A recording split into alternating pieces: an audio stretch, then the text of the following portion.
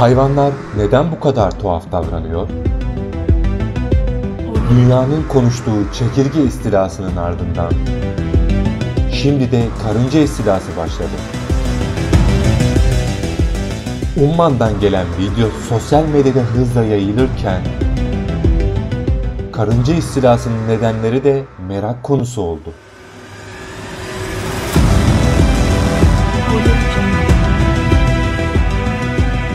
Geçtiğimiz günlerde çekirge istilası sınırımıza kadar dayanmıştı.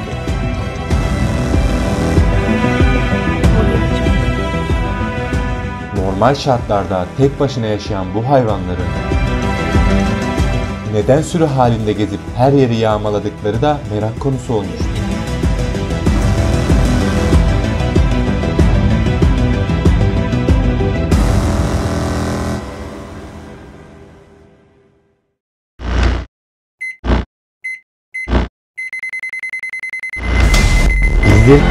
Biz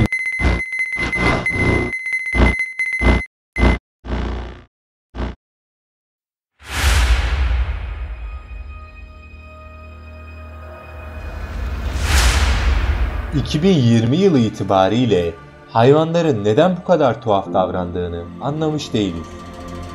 Tüm dünyada olay yaratan çekirge istilası Türkiye'ye yaklaşacak iken yönünü değiştirip doğuya yönelmesinden hemen sonra Umman'dan gelen yeni görüntüyle sosyal medya şimdi de karınca istilasını konuşuyor. Umman'dan gelen görüntüler insanları şok etmişken yapılan haberlere göre insanlar sabah uyandığında Umman'ın başkenti Maskat sokaklarını karıncaların kapladığını gördüler. İnsanlar evlerin duvarlarını, sokakları, hatta evlerinin içini bile binlerce karınca ile görünce yaşadıkları şaşkınlığı kayda aldılar. Bu olay dünya çapındaki arama sonuçlarında neredeyse en çok aranan kelime ve paylaşılan görüntü oldu. Bu görüntülerin kıyamet alameti habercisi olduğunu düşünenler bir hayli fazla. Hayvanların ilginç davranışlarını ve kutsal kitabımız Kur'an-ı Kerim'de de geçen yaşanan olaylara gelmeden önce 2020 yılının bu denli zor ve insan hayatının ömrü boyunca göreceği felaketleri bir yılda görmüş olması beni bir hayli tedirgin etmeye başladı. Sarsıntılar, depremler, yangınlar, seller, salgın, çekirge istilası, saymakla bitmeyen felaketlere bu hafta o kadar ilginç bir söylentiye denk geldim ki bu saydıklarımın hepsini bir kenara bırakın, şimdi göstereceğim olay tam pes dedirtecek cinsten. Hatta sosyal medyada trendlere bile düştü bu kelime. Patlıcan. Evet, şaka yapmıyorum, patlıcan kelimesi trendlere kadar yükseldiğini gördüğümde pek dikkatimi çekmedi. Trendlere düşmesinin fiyatından kaynaklandığını düşündüm.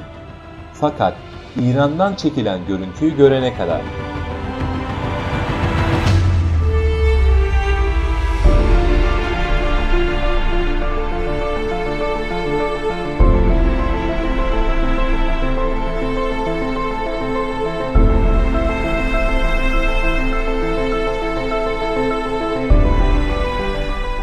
Daha sonra araştırdım ki İranlı bir kullanıcının 2020 yılına kendisinin de bir felaket ekleme çabasına girdiğini öğrendim. Asıl acı gerçeğin böyle görüntüleri izleyip kıyamet alameti olduğunu söylemeleri beni oldukça üzdü. İnsanlar artık felaketlere o kadar normal bakıyor oldular ki her gördükleri olayın gerçek olabileceğine inanmaya başladılar. Fakat unutmayın, Deccal yeryüzüne geldiğinde İnsanları "Ben Allah'ım, bakın bu da mucizem" dediğinde insanların inanması çok da zor olmayacak gibi. Şimdi gelelim karıncaların istilası ne anlama geliyor? Karıncalar arılar gibi oldukça kudretli hayvanlardır. Bilim insanları arıların hareketlerini araştırdıkları gibi karıncaların da hareketlerini ve davranışları inceliyorlar. O kadar küçük ama güçlü hayvanlardır ki birçoğunu yanlışlıkla da olsa üstüne basıyor, hatta evlerimize sardıklarında onları kovmak için çeşitli yollara başvuruyoruz. İnsanların bir araya gelerek gösteremediği bu muazzam işbirliğini karıncaların göstermesi ise ilginç. Geçmişteki olaylar karıncaların hem bireysel hem de kolonisel davranışlarını değiştirebilir. Şeker verilmiş marangoz karıncalar bireysel olarak besinin yerini bir süre hatırlarlar. Yemeğin olduğu yere tekrar gitme eğilimi gösterirler. Bir başka tür olan Sahra çölü karıncaları ise çorak çöllerde yemek bulmak için gezinirler. Gözlemlere göre bu türden bir karınca yuvadan son ayrılmasından itibaren ne kadar mesafe yürüdüğünü veya kaç adım attığını hatırlayabilirler. Bu gibi davranışları bilim insanları uzun zamandır inceliyor. Hatta büyük bir karınca topluluğu bir araya geldiğinde böyle görüntüler bile ortaya çıkıyor.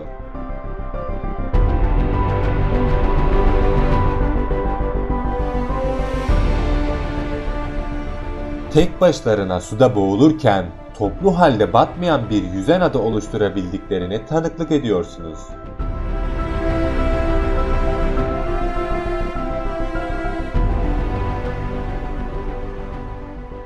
Hatta bir köprü bile oluşturabiliyorlar. Gerektiğinde karıncaların bile koca kralın sarayını nasıl yok ettiğini duydunuz mu? O yüzden hayvanlar ve böcekler sıra dışı bazı şeyler anlatmak istiyor olabilirler. Bu bazen kuşların Kabe'yi tavaf etmesi, bazense çekirgelerin ve karıncaların istilası olabilir. Hayvanlar konuşamadığı sürece bizlere davranışları ile mutlaka bazı şeyleri haber vereceklerdir. Bunun örneği olarak karıncalar eğer ki bir araya gelip böyle bir görüntü çıkıyorsa mutlaka bir sebebi olmalı. Fakat Umman'da yaşanan bu olayla ilgili hiçbir açıklama yapılmadı. Bu durum olağanüstü görmediğimiz bir durum. Sizlere hak veriyorum. Fakat bu tarz olayları kıyamet alameti gibi görmek sağlıklı bir düşünce olmaz. İnsanoğlunun başına kıyamete yakın birçok olay geleceği bildirilmiş. Ama çekirgelerin bazı bölgeleri istila etmesi, karıncaların sokakları basması doğrudan kıyamet alameti olarak bildirilmemiş. Hayvanların bu alışık olmadığımız davranışlarını bilim insanları açıklamasa da benim bir tahminim var. Kanalımda bulunan Güneşin Batıdan Doğması videomda da söylediğim gibi dünyanın manyetik kutbunun değişmesiyle hayvanların bir takım davranışları etkilenmiş olabilir.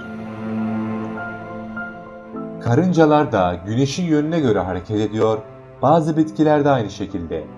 Kısacası dünyadaki çoğu canlı tür evrenin bir manyetik alandan etkileniyor ve besleniyor. Bilim insanları dünyanın manyetik kutbunun değiştiğini, bu durum ise dünya üzerindeki birçok canlıyı ve mekanizmayı etkileyebileceğini söylemişlerdi. Bu yaşadığımız tüm olayları bu manyetik değişime yormamız sizce ne kadar doğru olabilir? Bu konuyu başka bir videoda uzun bir şekilde tartışırız. Şimdi hayvanların ise bu davranışlarının doğaüstü güç tarafından değil de insanlar tarafından yönetilme ihtimalinden bahsedeceğim. Geçtiğimiz hafta çekirge istilası hepimizi şaşırtmıştı. Bu olayın bilim insanlarının çekirgelerin yön bulmalarına yarayan antenlerini kullanarak bazı güçlerin kendi amaçları doğrultusunda kullanabileceğini söylentileri dolaşıyor. Bu konu hakkında birçok araştırma ve deney var. Dileyen olursa cyborg çekirgeleri başlığı altında araştırabilirler. İnsanoğlu bir an önce kendine çekidüzen vermesi gerekiyor. Bu içinde bulunduğumuz durum fırsata çevirebiliriz. Hayatın yorucu temposundan sıyrılıp evlere çekildiğimiz bu günlerde oturup biraz düşünmemiz gerekiyor. Zalimliğin ve cehaletin ne kadar arttığını artık görmemiz gerekiyor. Bu yaşadığımız olaylar bu şekilde kalmayacak elbette. Sonu gelecek. Bir yenisinin başlaması için. Fakat unutmamamız gereken bir konu ise hayvanların da bizden zamanı geldiğinde hesap soracak olduğu.